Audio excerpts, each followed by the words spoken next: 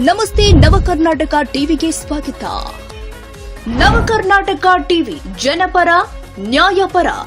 ನೀವಿನ್ನ ನಮ್ಮ channel subscribe ಮಾಡಿಲ್ಲ ಅಂದ್ರೆ ಈ ಕೂಡಲೇ ಲೈಕ್ ಮಾಡಿ, ಶೇರ್ ಮಾಡಿ, ಸಬ್ಸ್ಕ್ರೈಬ್ ಮಾಡಿ, ತಪ್ಪದೆ ಬೆಲ್ ಐಕಾನ್ ಕ್ಲಿಕ್ ಮಾಡಿ. ಅಭಿವೃದ್ಧಿ ವಿಚಾರದಲ್ಲಿ ಕೇಂದ್ರ ಸರ್ಕಾರ ಹಾಗೂ ರಾಜ್ಯ ಸರ್ಕಾರ ಒಂದೇ ನಾಣ್ಯದ ಎರಡು ಮುಖಗಳಂತೆ ಕೆಲಸ ಮಾಡಬೇಕು. ಸಾಮರಸ್ಯತೆ ಇಲ್ಲವಾದಲ್ಲಿ ಜನಪರ ಕೆಲಸಗಳು ನಡೆಯುವುದಿಲ್ಲ ಅಂತ ಕೇಂದ್ರದ ರೈಲ್ವೆ ಸಚಿವ ವಿ ಸೋಮಣ್ಣ ಹೇಳಿದ್ದಾರೆ. ತಾಲೂಕಿನ ಕಸಬಾ ಹೋಬಳಿ ಕಳ್ಳಿಪಾಳ್ಯ ಗೇಟ್ ಬಳಿಯ ರೈಲ್ವೆ ಕೆಳ ಸೇತುವೆಗೆ ಗುದ್ದಲಿ ಪೂಜೆ ನೆರವೇರಿಸಿ ಮಾತನಾಡಿದರು. ಕೇಂದ್ರ ಸರ್ಕಾರ ಮಹತ್ವದ ಲಸಿಕೆ ಅಭಿಯಾನ ಇಂದು ಆರಂಭ ಮಾಡಿದೆ. ಆದರೆ ಈ ವ್ಯಾಕ್ಸಿನ್ ಬಗ್ಗೆ ಯಾರಿಗೂ ಮಾಹಿತಿಯಾಗಲಿ ಪ್ರಚಾರವಾಗಲಿ ಮಾಡಿಲ್ಲ. 16-900 ವ್ಯಾಕ್ಸಿನ್ ಜಿಲ್ಲೆಗೆ ಬಂದಿದ್ರೂ ಕೂಡ ಹೆಣ್ಣು ಮಕ್ಕಳ ಆರೋಗ್ಯ ಬಗ್ಗೆ ಇಲಾಖೆಯು ನಿರಾಸಕ್ತಿ ತೋರಿರುವುದು ಬೇಸರ ತಂದಿದೆ. ಈ ನಡವಳಿಕೆಯು ಕೇಂದ್ರ ಹಾಗೂ ರಾಜ್ಯ ಸರ್ಕಾರಗಳ ಸ್ವಾಮ್ಯತೆ ಬಗ್ಗೆ ತಿಳಿಸುತ್ತೆ. ಎರಡೂ ಸರ್ಕಾರ ಒಗ್ಗೂಡಿ ಮಾಡಬೇಕಾದ ಅಭಿಯಾನ ಜನರಿಗೆ ತಲುಪಿಲ್ಲ ಅಂತ ಅಸಮಾಧಾನ ವ್ಯಕ್ತಪಡಿಸಿದರು. 14 ವರ್ಷದ ಮೇಲ್ಪಟ್ಟ ಹೆಣ್ಣು ಮಕ್ಕಳಲ್ಲಿ ಕಾಣಿಸಿಕೊಳ್ಳುವ ಮಾರಕ ಕ್ಯಾನ್ಸರ್ ತಡೆಯಲು ಕೇಂದ್ರ ಸರ್ಕಾರ ಈ ಲಸಿಕೆಯನ್ನು ಕೊಡಲು ಮಕ್ಕಳನ್ನು ಗುರುತಿಸಿ ರಾಜ್ಯದ 6 ಲಕ್ಷ ಜಿಲ್ಲೆಯ 25,000 ಮಕ್ಕಳಿಗೆ ನೀಡಬೇಕಾದ ಲಸಿಕೆಗೆ ಜಿಲ್ಲೆಯಲ್ಲಿ 15,900 ವ್ಯಾಕ್ಸಿನ್ ನಲ್ಲಿ ಕೇವಲ 6,000 ಮಾತ್ರ ಕೊಟ್ಟಿದ್ದಾರೆ. ಅದು ಕೂಡ ಸರಿಯಾದ ಮಾಹಿತಿ ಇಲ್ಲ. ಆರೋಗ್ಯ ಇಲಾಖೆ ಬಗ್ಗೆ ಏನು ಹೇಳುವುದು ಎಂದು ಬೇಸರ ವ್ಯಕ್ತಪಡಿಸಿದ ಅವರು, ರೈಲ್ವೆ ಇಲಾಖೆಯ ಕೆಲಸಗಳು ತ್ವರಿತವಾಗಿ ನಡೆಸಲಾಗಿದೆ. ಈಗಾಗಲೇ 2,000 ಕೋಟಿ ಕೆಲಸ ಪ್ರಗತಿಯಲ್ಲಿ ಇದೆ. ಈ ಪೈಕಿ ಗುಬ್ಬಿ ತಾಲೂಕಿನಲ್ಲಿ 10 ಕೆಳ ಸೇತುವೆ ಕಾಮಗಾರಿ ಪ್ರಗತಿಯಲ್ಲಿ ಇದೆ ಎಂದಿದ್ದಾರೆ. ಬೆಂಗಳೂರು ನಗರದಲ್ಲಿ ರೈಲ್ವೆ ಪ್ರಯಾಣ ಬಳಕೆದಾರ ಸಂಖ್ಯೆ 30 ಲಕ್ಷಕ್ಕೂ ಅಧಿಕವಿದೆ. ದೇಶದಲ್ಲಿ 3 ಕೋಟಿಗೂ ಅಧಿಕವಿದೆ. ಈ ನಿಟ್ಟಿನಲ್ಲಿ ಲಾಭದಾಯಕ ರೈಲ್ವೆ ಇಲಾಖೆಯನ್ನ ಬೆಳೆಸಲು ಪ್ರಧಾನಿಗಳು ಕೂಡ ಸಾಕಷ್ಟು ಅನುದಾನ ಕೊಡುತ್ತಿದ್ದಾರೆ. ರಾಯದುರ್ಗದಿಂದ ಪಾವಗಡ 2 ತಿಂಗಳಲ್ಲಿ ಕೆಲಸ ಪೂರ್ಣ ಆಗಲಿದೆ. ಪಾವಗಡದಿಂದ ಮಡಕಶಿರ 12 ತಿಂಗಳು, ನಂತರದಲ್ಲಿ ಕೊರಟಗೆರೆ, ಹೀಗೆ ಕೆಲಸ ಪೂರ್ಣಗೊಳ್ಳುತ್ತೆ. ತುಮಕೂರು ದಾವಣಗೆರೆ ಮಾರ್ಗ ಬಹುತೇಕ ಸಂಪೂರ್ಣವಾಗಿದೆ ಎಂದ ಅವರು, ತುಮಕೂರು ಬಳಿ ರೈಲ್ವೆ ಟರ್ಮಿನಲ್ ಕಾಮಗಾರಿ 4,000 ಕೋಟಿ ಹಣದಲ್ಲಿ ಜರುಗಿದೆ. 5,000 ಉದ್ಯೋಗ ಸೃಷ್ಟಿಸಿ ಲಕ್ಷಾಂತರ ಜನರ ಬದುಕಿಗೆ ಆಧಾರವಾಗಲಿದೆ. ಈ ಜೊತೆಗೆ ವಸಂತ ನರಸಾಪುರ ಕೈಗಾರಿಕಾ ವಲಯದಲ್ಲಿ 200 ಹಾಸಿಗೆಯ ಆಸ್ಪತ್ರೆ ಹಾಗೂ 20 ಕೋಟಿ ವೆಚ್ಚದ ಮಹಿಳಾ ಹಾಸ್ಟೆಲ್ ನಿರ್ಮಾಣ ಆಗಲಿದೆ ಎಂದಿದ್ದಾರೆ.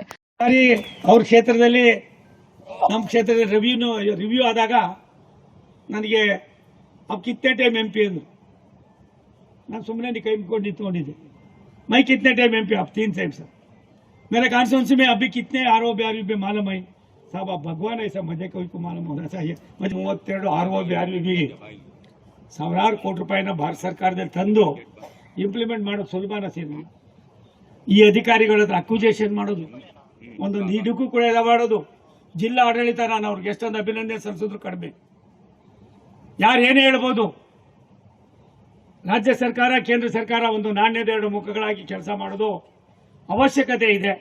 ಅವಶ್ಯಕತೆಗೆ ಅನುಗುಣವಾಗಿ ನಾವು ಕೆಲಸವನ್ನು ಮಾಡೋಣ ಅನ್ನೋ ಮಾತನ್ನು ಈ ಸಂದರ್ಭದಲ್ಲಿ ಹೇಳಿ, ನನಗೆ ಇವತ್ತು ನಾವು ಇಲ್ಲಿ 10 ಕೋಟಿನೋ 20 ಕೋಟಿನೋ 15 ಕೋಟಿನೋ ಅನ್ನೋದಕ್ಕಿಂತ ಹೆಚ್ಚಾಗಿ ತಕ್ಷಣವೇ ಮುಗಿಸ್ಬೇಕಾಗಿದೆ. ಪ್ರವೀಣ್ ಅವರೇ, ಒಂದು 7-8 ತಿಂಗಳಲ್ಲಿ ಇದು ಮುಗಿಸ್ಬೇಕು.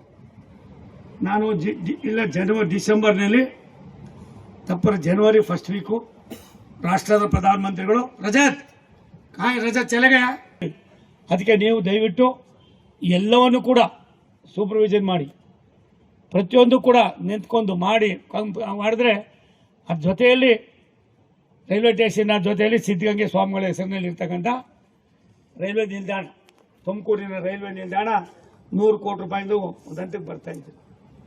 ಬೆಂಗಳೂರಿನಲ್ಲಿ ಯಶವಂತಪುರದಲ್ಲಿ 380 ಕೋಟಿ ರೂಪಾಯಿದು, ಮತ್ತೆ ಇದು ಕಂಟೋನ್ಮೆಂಟಲ್ಲಿ 490 ಕೋಟಿ ರೂಪಾಯಿದು, ಮೇನ್ ಇದು ಸಂಗೊಳ್ಳಿ ರಾಯಣ್ಣ ಕ್ರಾಂತಿವೀರ ಅದಕ್ಕೆ ಇವೆರಡೂ ಆದ್ಮೇಲೆ ಅದನ್ನು ಕೈಗೆ ಎತ್ಕೊಳ್ತಕ್ಕಂಥದ್ದು. ಸುಮಾರು 2,000 ಕೋಟಿಯಲ್ಲಿ 61 ಕಡೆ ರೈಲ್ವೆಗಳನ್ನು ಸ್ಟೇಷನ್ಗಳ ನವೀಕರಣ ಮಾಡ್ತಕ್ಕಂಥದ್ರಲ್ಲಿ ತುಮಕೂರಿನ ಎಲ್ಲ ಸ್ಟೇಷನ್ಗಳನ್ನು ಕೂಡ ಸೇರಿಸ್ತಕ್ಕಂಥದ್ರಲ್ಲಿ ಇನ್ನು 2-3 ಇತ್ತು, ಅದು ಕೂಡ ಸೇರಿಸಿದ್ದೀನಿ. ಅದಕ್ಕೂ ಕೂಡ ಆಗ್ತದೆ. 4 ಪಥ ಬರ್ತಾ ಇದೆ. DPR ಈಗಾಗಲೇ ಬೋರ್ಡ್ ಬಂದಿದೆ. ನಾಳೆ ನಾನು ಸಭೆ ಕರೆದಿದ್ದೀನಿ. ಗುರುವಾರದೊಳಗಡೆ ಅದನ್ನು ಅಪ್ರೂವ್ ಮಾಡಿಸ್ಕೊಡ್ತೀನಿ. ಅದಕ್ಕೆ 6,000 ಕೋಟಿಗೂ ಮೇಲ್ಪಟ್ಟು ಖರ್ಚಾಗ್ತದೆ. 4 ಲೈನು ತುಮಕೂರು ಬೆಂಗಳೂರು ಬಂದರೆ ಅದು ನಿಮ್ಮ ಗುಬ್ಬಿ ಮಗದೊಂದು ನನಗನ್ನಿಸ್ತದೆ. ಜನ ಬೆಂಗಳೂರನ್ನು ಮರೀದೇ ಹೋದ್ರೆ, ಬೆಳೀತಾ ಇರೋ ಬೆಂಗಳೂರಿಗೆ ಏನಾರು ಅದಕ್ಕೆ ಪ್ರತಿಸ್ಪರ್ಧಿಯಾಗಿ ತುಮಕೂರನ್ನು ನಾವು ಅಭಿವೃದ್ಧಿ ಪಡಿಸ್ತೀವಿ ಹೋದ್ರೆ ಬೆಂಗಳೂರಿನಲ್ಲಿ ವಾಸ ಮಾಡೋಕ್ಕಾಗೋದಿಲ್ಲ ಅನ್ನೋದು ತಜ್ಞರಿಗೆ ಅಭಿಪ್ರಾಯ ಆಗಿದೆ, ಗೊತ್ತಾಗಿದೆ.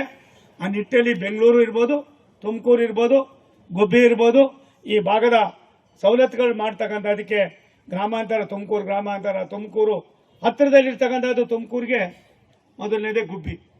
ಇನ್ನೊಂದು 5-10 ವರ್ಷ ಹೋದರೆ ಗುಬ್ಬಿ ಯಾವುದು ತುಮಕೂರು ಯಾವುದು ಅಂತ ನೋಡೋ ಪರಿಸ್ಥಿತಿ ಬರ್ತದೆ. ಅದು ಅವಶ್ಯಕತೆ ಕೂಡ ಇದೆ. ಆದರೆ ನಾನು ರೈತರಲ್ಲಿ ವಿನಂತಿ ಮಾಡ್ತೀನಿ, ಯಾವುದೇ ನಿಮ್ಮ ಆಸ್ತಿಗಳನ್ನು ಈ ರೀತಿ ಸವಲತ್ತುಗಳಿಗೆ ಏನಾದ್ರು ಅಕ್ವಿಜೇಷನ್ ಬಿಟ್ರೆ ಬೇರೆ ರೀತಿಗೆ ಮಾರಕ್ಕೆ ಹೋಗ್ಬೇಡ್ರಿ. ಶಾಸಕ ಎಸ್ಆರ್ ಶ್ರೀನಿವಾಸ್ ಮಾತನಾಡಿ, ಕ್ರಿಯಾಶೀಲ ಸಂಸದರಾಗಿ ಸೋಮಣ್ಣ ಅವರು ಕೋಟಿಗಟ್ಟಲೆ ಅನುದಾನ ತಂದು ಜಿಲ್ಲೆಯ ಅಭಿವೃದ್ಧಿ ಮಾಡ್ತಾ ಇದ್ದಾರೆ. ಲೋಕಸಭಾ ಸದಸ್ಯರು ಈ ಮಟ್ಟದ ಕೆಲಸ ಮಾಡಲು ಸಾಧ್ಯ ಎಂಬುದು ಈ ವರ್ಷದಲ್ಲಿ ನೋಡಿದ್ದೀವಿ. ರೈಲ್ವೆ ಗೇಟ್ಗಳ ತೆರವು ಮಾಡಿ ಮೇಲ್ಸೇತುವೆ ಹಾಗೂ ಕೆಳಸೇತುವೆ ನಿರ್ಮಾಣ ಮಾಡಿದ್ದಾರೆ. ಜೊತೆಗೆ 90 ಕೋಟಿ ರೂಪಾಯಿಗಳ ರಸ್ತೆ ಕೆಲಸಗಳನ್ನು ಕೂಡ ಮಾಡಿಸುತ್ತಿದ್ದಾರೆ. ಜೊತೆಗೆ ಅಂತರ್ಜಲ ವೃದ್ಧಿಗೆ ವ್ಯಾಲಿಗಳಿಗೆ ಚೆಕ್ ಡ್ಯಾಂ ನಿರ್ಮಾಣ ಮಾಡಲು ಅನುದಾನ ಕೊಡುವಂತೆ ಮನವಿ ಮಾಡಿ. ಅತಿ ಹೆಚ್ಚು ಕರೆಂಟ್ ಬಳಕೆ ನಮ್ಮ ತಾಲೂಕು ಹೆಚ್ಚು ಕೊಳವೆ ಬಾವಿ ಹೊಂದಿದೆ. ಈ ನಿಟ್ಟಿನಲ್ಲಿ ಅಂತರ್ಜಲ ವೃದ್ಧಿ ಅತ್ಯವಶ್ಯಕವಾಗಿದೆ ಎಂದಿದ್ದಾರೆ. ರೈಲ್ವೆಗೆ ಸಂಬಂಧಪಟ್ಟಿರ್ತಕ್ಕಂಥ ಇನ್ಯಾವುದೇ ವರ್ಕು ಉಳ್ಕೊಂಡಿಲ್ಲ ಅಂತ ನಾನಾದರೂ ಕೂಡ ಭಾವಿಸ್ತೀನಿ. ವಿಶೇಷವಾಗಿ ನಾನು ತಾಲೂಕಿನ ಎಲ್ಲ ನಾಗರಿಕರ ಪರವಾಗಿ ಅವರಿಗೆ ಅಭಿನಂದನೆಗಳನ್ನು ಸಲ್ಲಿಸ್ತಕ್ಕಂಥದ್ದು ಮತ್ತು ತುಂಬ ಹೃದಯದ ಧನ್ಯವಾದಗಳನ್ನು ಕೂಡ ಹೇಳಲಿಕ್ಕೆ ಬಯಸ್ತೀನಿ. ಒಬ್ಬ ಜನಪ್ರತಿನಿಧಿ ಲೋಕಸಭಾ ಸದಸ್ಯನಾಗಿ ಯಾವ ರೀತಿ ಕೆಲಸವನ್ನು ಸಾರ್ವಜನಿಕವಾಗಿ ಮಾಡಬಹುದು ಅಂತಕ್ಕಂಥದ್ದನ್ನ ಅತ್ಯಂತ ಕ್ರಿಯಾಶೀಲವಾಗಿ ತಮ್ಮ ಕಾಯಕದ ಮುಖೇನ ತೋರಿಸ್ಕೊಟ್ಟಿರ್ತಕ್ಕಂಥ ವ್ಯಕ್ತಿ ಯಾರಾದರೂ ಇದ್ದಾರೆ ಅಂದರೆ ಬಹುಶಃ ಸೋಮಣ್ಣ ಅಂತಕ್ಕಂಥದ್ದನ್ನ ನಾನು ಸ್ಪಷ್ಟವಾಗಿ ಹೇಳಲಿಕ್ಕೆ ಬಯಸ್ತೀನಿ. ನಮಗೆ ಸುಮಾರು ಜನ ರಾಜಕಾರಣಿಗಳನ್ನ ನಾವೆಲ್ಲ ನೋಡಿದ್ದೀವಿ. ಅಲ್ಲೇ ಲೋಕಸಭಾ ಸದಸ್ಯರಾಗಿದ್ದಂಥವ್ರನ್ನೂ ಕೂಡ ನೋಡಿದ್ದೀವಿ. ಆದರೆ ಬಹುಶಃ ಒಬ್ಬ ಲೋಕಸಭಾ ಸದಸ್ಯನಾಗಿ ಈ ಪರಿ ಕೆಲಸವನ್ನ ಮಾಡ್ಬೋದಾ ಅಂತಕ್ಕಂಥದ್ದನ್ನ ಸೋಮಣ್ಣ ಅವ್ರನ್ನ ನೋಡಿದ ಮೇಲೆ ನಮಗೆಲ್ಲ ಮನವರಿಕೆ ಆಗಿರ್ತಕ್ಕಂಥದ್ದು. ಇಡೀ ತಾಲೂಕಿನಲ್ಲಿ ಯಾವುದೇ ಭಾಗದಲ್ಲಿ ಹೋದ್ರೂ ಕೂಡ ಅಂಡರ್ ಪಾಸಿಂದ ಹಿಡಿದು ಓವರ್ ಪಾಸಿಂದ ಹಿಡಿದು ಎಲ್ಲವನ್ನ ಕ್ಲಿಯರ್ ಮಾಡಿರ್ತಕ್ಕಂಥ ಕೀರ್ತಿ ಸನ್ಮಾನ್ಯ ಸೋಮಣ್ಣ ಅವರಿಗೆ ಸಲ್ಲುತ್ತೆ. ನಮ್ಮ ಭಾಗದ ಎಲ್ಲ ತಾಲೂಕಿನ ಜನ ನಾವು ಅವರೆಲ್ಲರಿಗೂ ಕೂಡ ಋಣ ತೀರಿಸ್ತಕ್ಕಂಥ ಕೆಲಸವನ್ನು ನಾವು ಮುಂದಿನ ದಿನದಲ್ಲಿ ಮಾಡಬೇಕಾಗುತ್ತೆ. ಬಹುಶಃ ಅನೇಕ ರಸ್ತೆಗಳನ್ನು ಕೂಡ ಸೇರಿಸಿಕೊಟ್ಟಿರ್ತಕ್ಕಂಥದ್ದು. ಈ ಸಂದರ್ಭದಲ್ಲಿ ಬಿಜೆಪಿ ಜಿಲ್ಲಾಧ್ಯಕ್ಷ ರವಿ ಹೆಬ್ಬಾಕ, ದಿಶಾ ಸಮಿತಿ ಸದಸ್ಯ ಹುಚ್ಚಯ್ಯ, ಮುಖಂಡರು ಆದ ST Dileep Kumar, BS Nagaraju, Kallipalya Lokesh, PB Chandrashekar Babu, NC Prakash, GN Bettaswamy, Honnagiri Gowda, Yogananda Kumar, Siddagangamma, Benachigeri Rudresh, Bhairappa, GR Shivakumar, Panchakshari Balaramaiah, Chikkaveeraiah, railway ಇಲಾಖೆಯ ವಿಭಾಗೀಯ ವ್ಯವಸ್ಥಾಪಕ ಪ್ರವೀಣ್ ಕಾದರಗಿ ಮತ್ತಿತರರು ಉಪಸ್ಥಿತರಿದ್ದರು. ಮೋಹನ್, ಎಂಎನ್ ಕೋಟೆ, ನವಕರ್ನಾಟಕ ಟಿವಿ.